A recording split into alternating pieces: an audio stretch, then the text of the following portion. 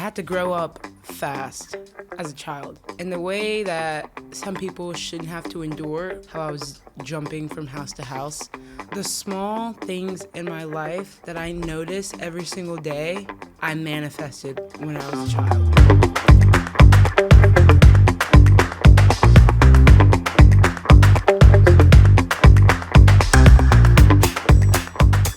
Hi guys, and welcome back to Mixed Realities TV.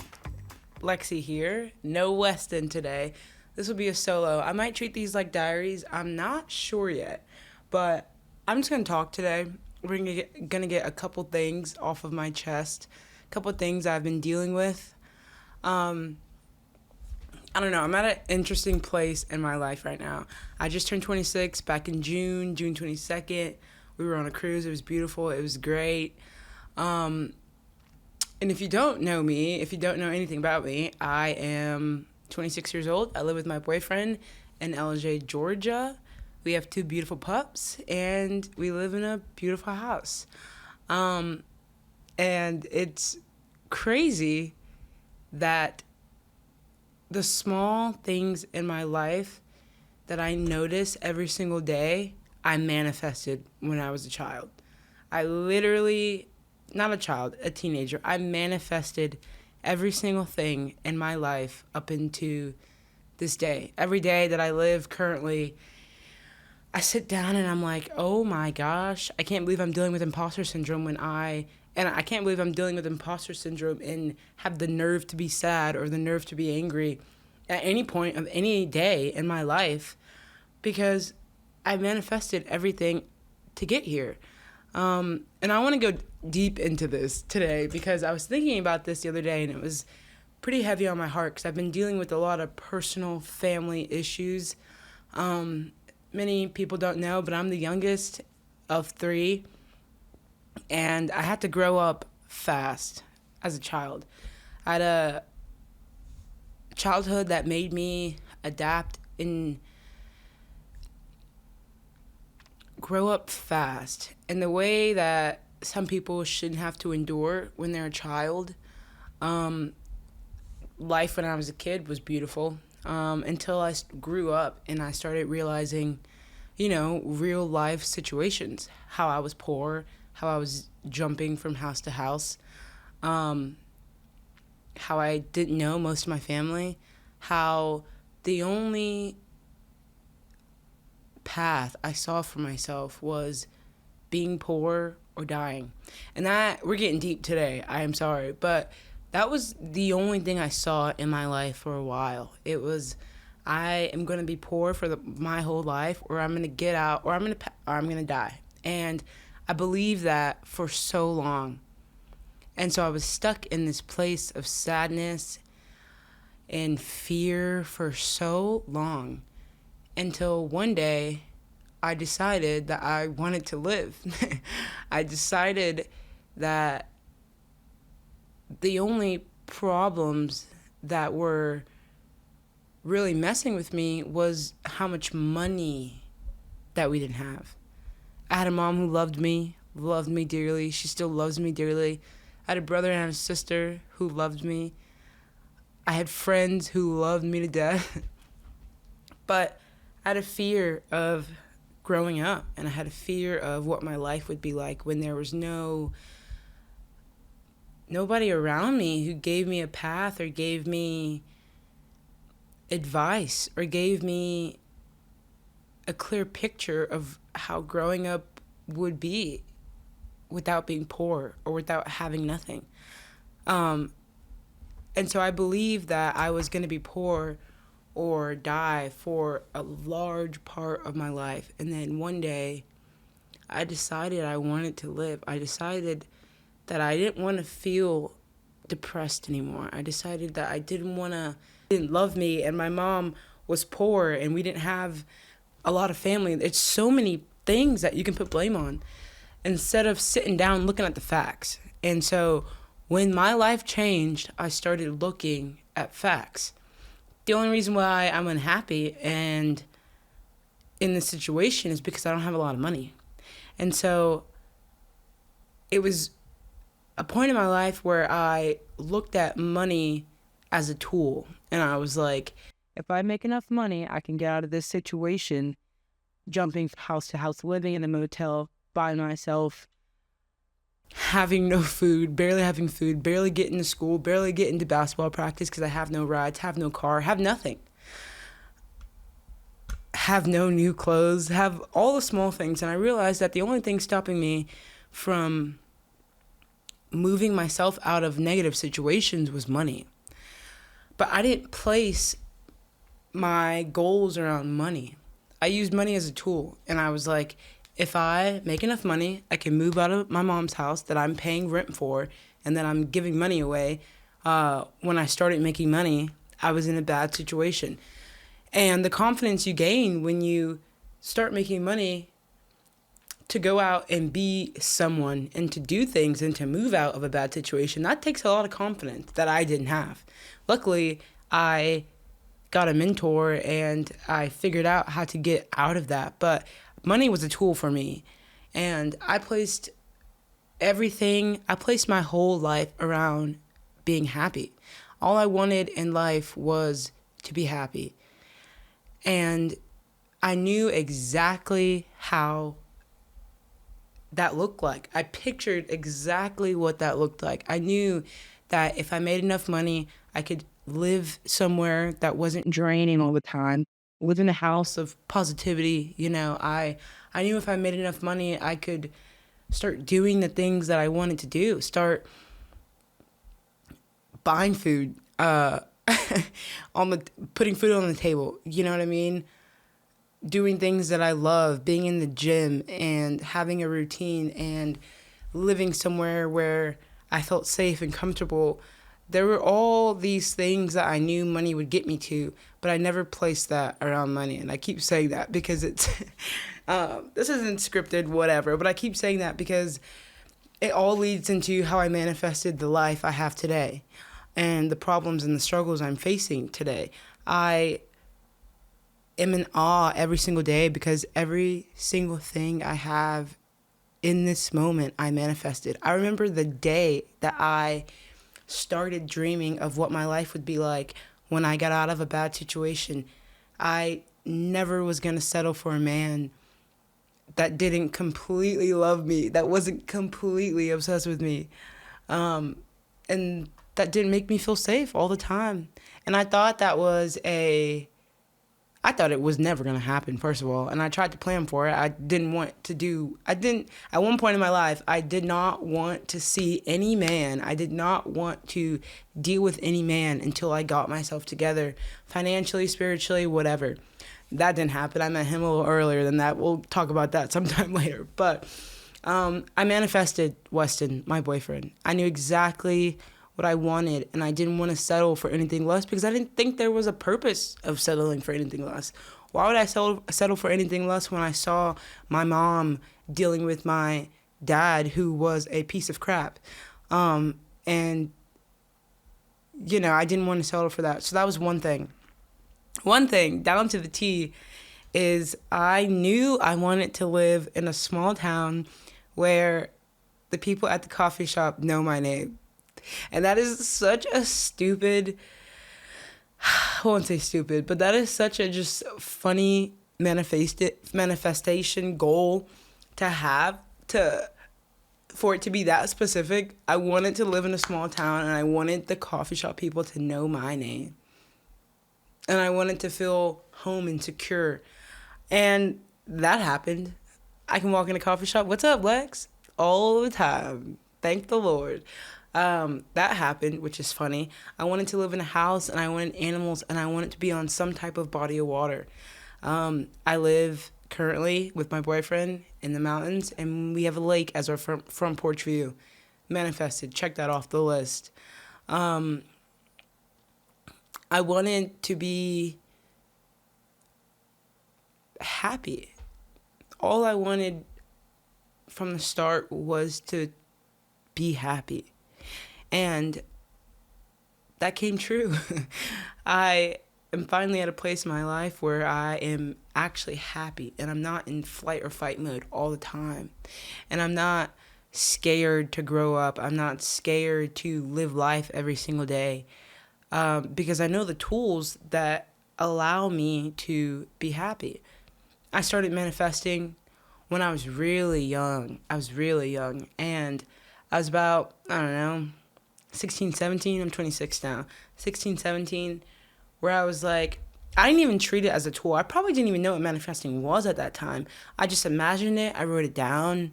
I thought about it all the time. I dreamt about it all the time. And I painted this picture of a world that I wanted to live in. And it all came true. And I forget to give myself grace. I forget to pat myself in the back sometimes. And it makes me sad. It makes me literally shake in my boots sometimes how hard I am on myself. But truthfully, if I wasn't hard on myself, I wouldn't have everything that I do have. But now I've come across a new problem. I've come across a problem that I, again, don't really know how to deal with. But I do think I am growing into the steps that will allow me to move past the problems that I'm enduring. Imposter syndrome is a biatch. It is insane because like I just said, I manifested my way to my happy life. I wake up every day, I look outside sometimes and I'm like, holy crap, this is real life. I look at my boyfriend and I'm like, holy crap, I love you to death. You know what I mean? But then no one talks about, or no one tells you, at least for me, how you get out of a bad situation, depressed, self-harming, drinking, smoking, all these things, out of a bad situation, and you're healed. You're healing. You're in a good place. You're not struggling every single day. And so now what? You know what I mean? I got to a place where I was like, holy crap, I'm happy. But why am I feeling like I don't deserve any of this? Or why am I feeling like I don't know what the next steps are? It's because I was never taught them. I was never taught about money. I was never taught about financial things, about career. I never saw it firsthand. And I honestly could care less about it. If I'm going to be completely honest, which I try to be completely honest, I never cared about money. And some people might find that crazy. Some people, I don't know, might judge you for saying that. It might seem a little idiotic to say, but I could care less about money or how much money I have. The only goal that I really wanted in life was to be happy. And so I became happy. I made that happen. I meditated. I worked out every single day. I ran. I wrote. I journaled. I cried. I let my angry emotions get out. I did everything to get myself to this point. And now what? Now I have to grow and try to figure out the second half of my life and try to figure out a career and try to figure out what makes the world go round is money. And I feel slightly stuck for that. I feel stuck because I know how to make money. I know my passion. I know fitness is my passion. It's been that way since I first got my first training job. I know what I love and I want to do something with that, but the steps to get there, they're confusing and they're stressful at sometimes because I don't have the keys to get there. I don't have the knowledge or even the courage, if I'm being honest, sometimes to get there. I don't really know what to do with my life after I got to a place of happiness, if that makes sense. Like I said in the beginning, my only goal was to get out of my bad situation, and then I got out of it. Now what? You know what I mean? Now what? It's like when I was talking to my therapist one time, and I was like, she's like, what do you really, really want? And the only thing I really wanted was to be with my family, my immediate family. I grew up with my brother, my sister, and my mom. And the only thing that I wanted for so long was to be with them and to be in a financially stable situation to where you know that the money arguments and the, feeling less and going through bad family situation, all those feelings and emotions won't even be on like the surface if money wasn't a problem. Like, I feel like my relationship with my family would be so different if we didn't have a lot of money problems or I didn't grow up poor. And lately, it has broken me to not have a relationship with my brother or relationship with my sister. And I thought that's what was going to happen when I grew up and got out of the bad situation. I thought we all were going to make it. I thought we all were going to be safe together. And it didn't happen like that. I feel alone sometimes because I don't have them. I feel guilty sometimes because I'm different than them. I'm above them in some senses. And I feel guilty sometimes for even admitting that or saying that, but I feel like when I hold stuff in, it drives me crazy. I need to let it all out. So that's what you're here for. But I got to a point where I was safe and I was healing, and I looked around and no one was there. Not my family wasn't there. They weren't there. And it breaks me every single day because why do I deserve the things I have if they don't have as much as me? Or I like to call this, sometimes I think about how I'm the youngest child and I think I grew up fast and I could have been the oldest child, but I am so grateful for my siblings. I'm so grateful for being the youngest child and being able to see all the damage and all the wrong choices above me so I don't make them. I'm so grateful for all of that. But it breaks my heart that I don't have them, a close relationship with them, it breaks my heart that I have imposter syndrome and I don't get to experience my life fully sometimes. But I know exactly what I'm going to do to stop feeling this way. And that is to take care of yourself. Take care of myself, because when it all comes down to it, no such thing in the life is better than yours. No such thing in life that's better than yours. What's that song? The J. Cole song? No such thing, no such thing. You gotta be selfish. You have to make it all about you. In order to provide for people emotionally, financially, people close to you, your significant other, you have to be healed for that. You have to be selfish for that. You can't just keep knocking yourself down and not living up to your full potential because you feel bad about other people not living up to their full potential. The moment I got selfish, the moment my life changed. The moment I took a step back and looked at the picture of the world, no one's going to be there for you when it all comes down to it. When you're old, you make choices about who's going to be around you. You choose your family. You choose your significant other. But if you're not in the right place for that, who is that going to help? Being selfish is the key, I swear. And I was like, I can find a nicer word. Nope, selfish is it. Being selfish is the key to living a happier life. Take care of yourself. The first time in my life where I started taking care of my emotions and finding out who I am, how I work, what triggers me, my life started changing. Manifesting was the start of it. But after I went to therapy, I put myself in therapy. I went for a year consecutively. Every single week, I went to therapy for a year. And I didn't do that. I paid for this out of pocket. No insurance. I did that because I knew that I had demons in my body that I needed to get out, and I needed help with that. I needed help. You can't do it all alone sometimes.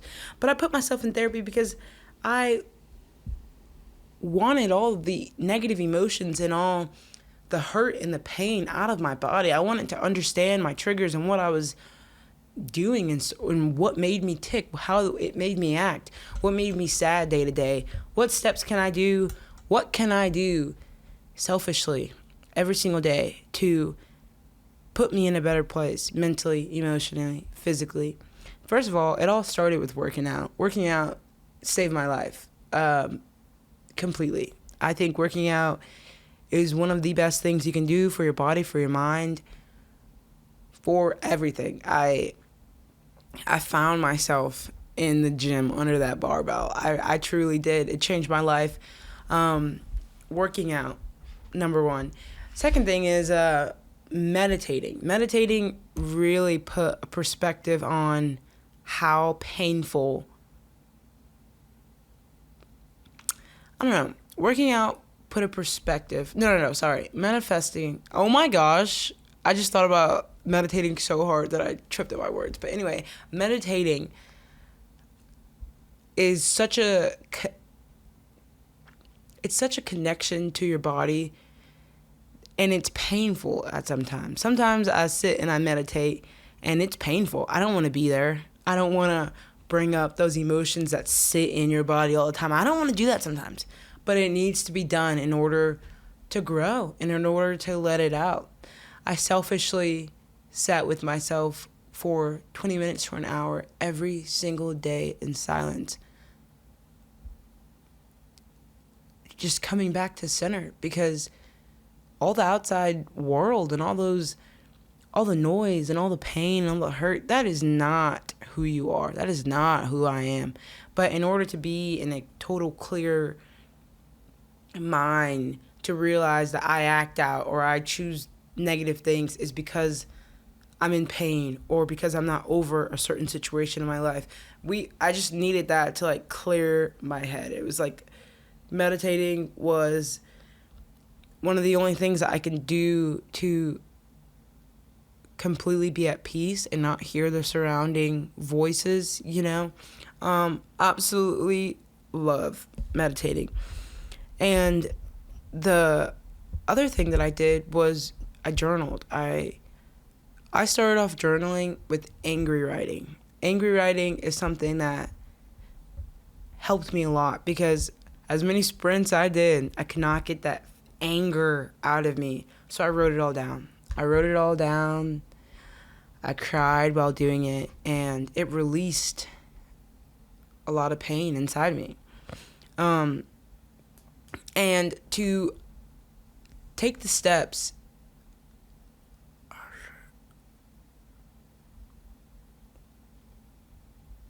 anyway, and the other thing that you need to do is completely love yourself. And that is so hard to just say, oh, you need to love yourself more. Oh, you need to be happy a little more. Loving yourself, I mean loving yourself. Making the painful choices that may hurt other people's feelings because it won't hurt yours, because it won't negatively affect you. You need to love yourself deep enough to leave negative situations, even if you love the people in them, because it's not serving you anymore. Loving yourself is choosing to wake up and do something for yourself every single day. And loving yourself is giving yourself grace. And I have struggled a decent amount with giving myself grace because now, like I said, I'm at a point where I feel like imposter syndrome kind of just takes over, and I'm rambling a little bit because I don't know. I don't really care, but imposter syndrome is it's telling me that I don't deserve everything in my life right now. And it's telling me that I have no direction in my life. It's telling me that I'm not good enough for what I have. And that is so wrong. And I am so annoyed that I even let it slide some days. I even get sad or upset some days. But in order to kick imposter syndrome, I just need to do all those steps I just listed. Again, love myself, meditate, do all those things, and be grateful for where I am. I hope you're grateful for where you are. Because nobody deserves to be in pain all the time. And I remember being in a motel thinking there is no way that I was going to survive this life. There was no way that I was going to grow up and have a perfect life. And the only reason why that was never going to come true is because I didn't believe it. You have to believe everything that you want to achieve. You have to believe everything that you deserve to achieve. You know what sucks sometimes is sometimes I'm still in pain all the time. Sometimes I still have flashbacks of my life and I am scared of myself. Because I'm like, how do I say that? I'm like hot or cold. There's I'm either all into something or I'm all out. So being with my boyfriend and moving cities and moving and not having a routine and not being selfish every day and being around other people and being around a different life. Like I live a completely different life. Kind of terrifies me sometimes. But I don't know, the peace I have now is worth every single thing. And I don't really know the purpose of this video, but I do know that I am wanting to be honest, and I'm wanting to be a friend, not only to myself, but to others, because we don't all have it together, and we don't all have tools to get us out of our bad situations. But the biggest tool you have is yourself. And the biggest tool I have is myself. The biggest constant thing in your life is yourself. So maybe this video is about being selfish. I don't know, be selfish. Be more selfish. But for real, everything that I deal with now, I should be lucky enough to even have to deal with it. Because I got myself out of a bad situation. And I don't know how deep we're going to go. Because I feel like the more I hold in things, the more they sit with me. And I feel like they're not real if I hold them in. But I was terrified of living. I was terrified of living. I was terrified of life.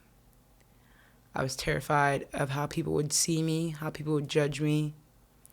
But the one thing I did ever since I was younger, and ever since I was a child, and ever since I was a teenager, the one thing I did was I always looked highly of myself. Even though I was poor, I thrifted. I enjoyed thrifting clothes, and I found good clothes, and I dressed well. I did sports in school. I tried to get good grades in school. I looked highly at myself. I knew that even though the world wanted me to believe that I wasn't destined for anything, I was like, no, I'm gonna have a husband one day. I'm going to have a beautiful house one day. I'm going to have beautiful kids and a beautiful family and a beautiful dog one day. But I did not think that until I gained the confidence to believe so. And once I gained the confidence, it started skyrocketing. Everything took off once I had confidence in myself. But I will say I am stuck. But I'm giving myself grace because we don't all have it together. And I just now got it together. I always try to be hard on myself, and I want to be up here when I'm here. And at least I'm not down here. I started down here, and I'm a little bit somewhere. You know what I mean? So I want to give myself grace, and I want to stop holding in the pain that fuels my imposter syndrome. I want to be honest, and I want to talk.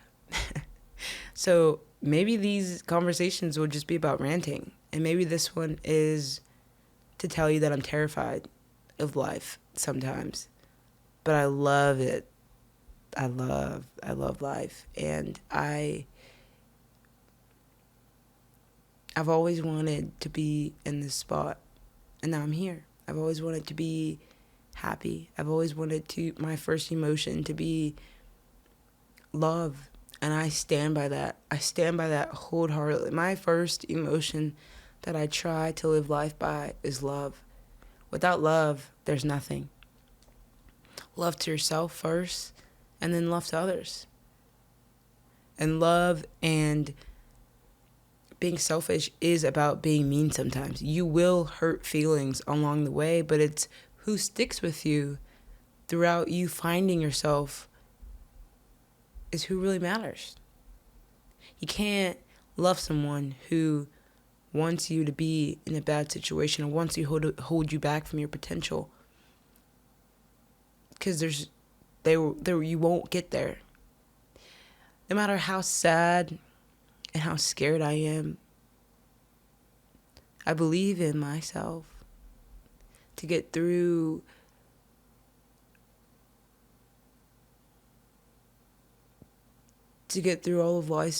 all of life's obstacles. I believe. But you know what I also believe? It's going to take steps, and it's going to take time for me to realize what I want to do in the second part of my life. Because I do not identify with who I was anymore. It tries to pull me back sometimes. I'm not gonna lie. My old ways, my old habits, who I was before I started healing, the pain, the comfort of being in flight or fight mode all the time, the comfort of being there and being who you were. You don't have to be who you were 5 years ago, 6 years ago, a day ago, a month ago. It does not matter the length of time. Tomorrow is always a new day. And I try to tell myself that and stick to it all the time, because my old self that was depressed and was anxious, focused, I am not her anymore.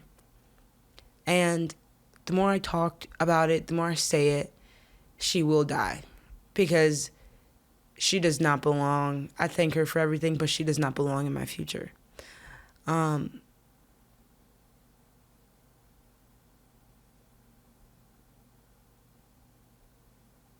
Love and happiness belongs in my future.